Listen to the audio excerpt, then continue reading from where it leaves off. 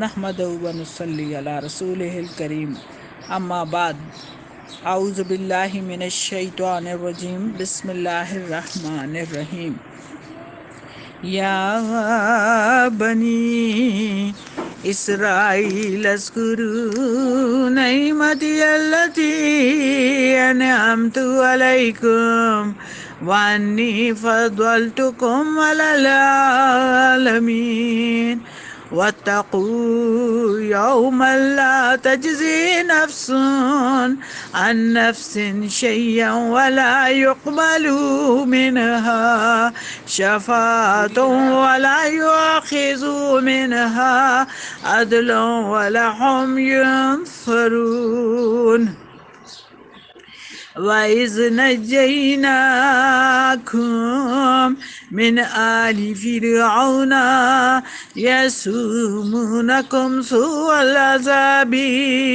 يُذَبِّحُونَ أَبْنَاءَكُمْ وَيَسْتَحْيُونَ نِسَاءَكُمْ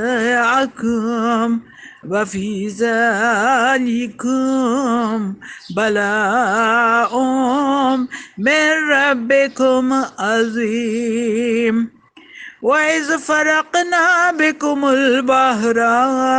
فأنجيناكم وأغرقنا على فرعون وأنتم تنظرون۔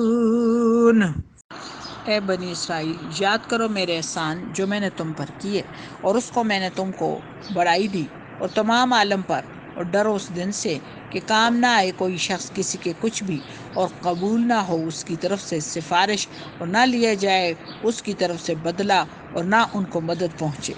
اور یاد کرو اس وقت کو جب رہائی دی ہم نے تم کو فرعون کے لوگوں سے، جو کرتے تھے تم کو بڑا عذاب، ذبح کرتے تھے تمہارے بیٹوں کو اور زندہ چھوڑتے تھے تمہاری عورتوں کو، اور اس میں آزمائش تھی تمہارے رب کی طرف سے بڑی۔ اور جب پھاڑ دیا ہم نے تمہاری وجہ سے دریا کو، پھر بچا دیا ہم نے تم کو اور ڈبو دیا فرعون کے لوگوں کو، اور تم دیکھ رہے تھے۔ خلاصہ تفسیر یہ ہے کہ اے اولاد یعقوب علیہ السلام کہ تم لوگ میری اس نعمت کو یاد کرو تاکہ شکر اور اطاعت کی تحریک ہو جو میں نے تم کو انعام میں دی تھی، اور اس بات کو یاد کرو کہ میں نے تم کو خاص برتاؤ میں تمام جہان والوں پر فوقیت دی تھی، اور ایک ترجمہ یہ بھی ہو سکتا ہے کہ میں نے تم کو ایک بڑے حصہ مخلوق پر فوقیت دی تھی، اس زمانے کے لوگوں پر۔ فائدہ اس کا یہ ہوا کہ اس آیت میں خطاب چونکہ حضور اکرم صلی اللہ علیہ وآلہ وسلم کے زمانے کے یہودیوں کا ہے، اور عموماً ایسا ہوتا ہے کہ باپ دادا پر جو احسان و اکرام کیا جائے اس سے اس کی اولاد بھی فائدہ حاصل کرتی ہے، جس کا عام طور پر مشاہدہ ہوتا رہتا ہے، اس لیے ان کو بھی اس آیت میں مخاطب سمجھا جائے۔ اور ڈرو تم ایسے دن سے کہ جس میں نہ تو کوئی شخص کسی شخص کی طرف سے کچھ مطالبہ عطا کر سکتا ہو، اور نہ کسی کی طرف سے کوئی سفارش قبول ہو سکتی ہو، جبکہ خود اس شخص میں ایمان نہ ہو جس کی سفارش کرتا ہے، اور نہ کسی شخص کی طرف سے کوئی معاوضہ لیا جا سکتا ہے، اور نہ ان لوگوں کی طرف سے طرفداری کی جا سکے گی۔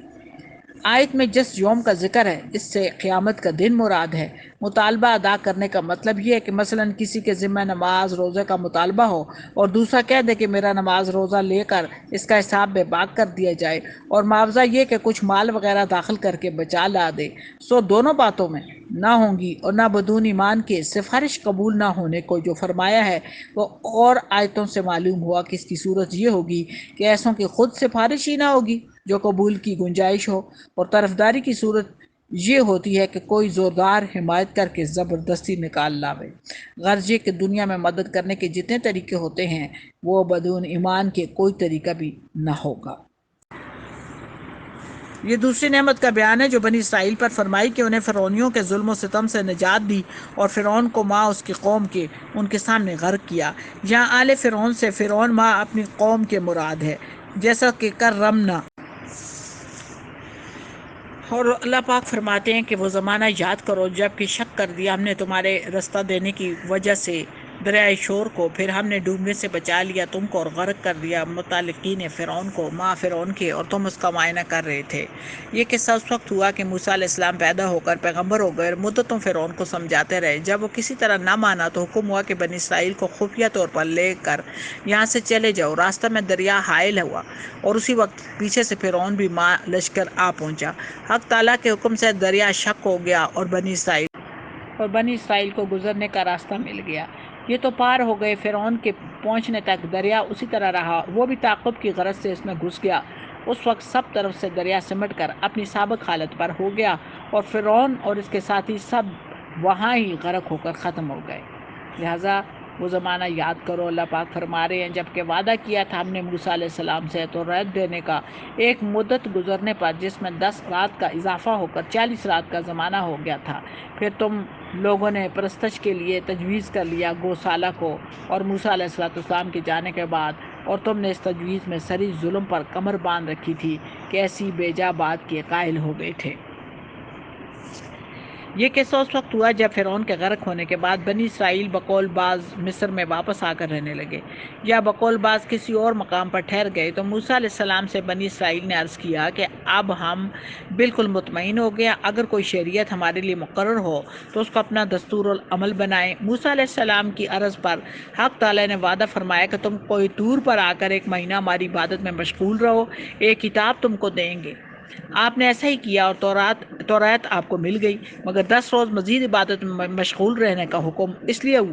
دیا گیا کہ موسیٰ علیہ السلام نے 1 ماہ روزہ رکھنے کے بعد افطار فرما لیا تھا۔ اللہ تعالیٰ کو روزہ دار کے منہ کا رایا جو خلوہ معدے کی تبخیر سے پیدا ہو جاتا ہے پسند ہے، اس لیے موسیٰ علیہ السلام کو حکم ہوا کہ 10 روزے اور رکھیں تاکہ وہ رایا پھر پیدا ہو جائے، اور اس طرح یہ 40 روزے پورے ہو گئے۔ موسیٰ علیہ السلام تو یہاں رہے اور وہاں ایک شخص سامری نامی تھا، اس نے چاندی یا سونے کا ایک بچڑے کا قالب بنا کر اس کے اندر وہ مٹی جو اس نے جبرائیل علیہ السلام کے گھوڑے کے قدم کے نیچے سے اٹھا کر اپنے پاس محفوظ رکھی ہوئی تھی ڈال دی۔ اس بچڑے میں جان پڑ گئی اور جوہلا جو تھے وہ بنی اسرائیل نے اس کی پرستش شروع کر دی۔ جو میں نے اوپر تشریح کی ہے وہ اس آیت کی ہے، آیت نمبر 51 کی، وَإِذْ وَعَدْنَا مُوسَىٰ 40 لَيْلَةً ثُمَّ اتَّخَذْتُمُ الْعِجْلَ مِن بَعْدِهِ وَأَنْتُمْ ظَالِمُونَ، اور جب ہم نے وہ وعدہ کیا موسیٰ سے 40 رات کا، پھر تم نے بنا لیا بچڑا موسیٰ علیہ السلام کے بعد اور تم ظالم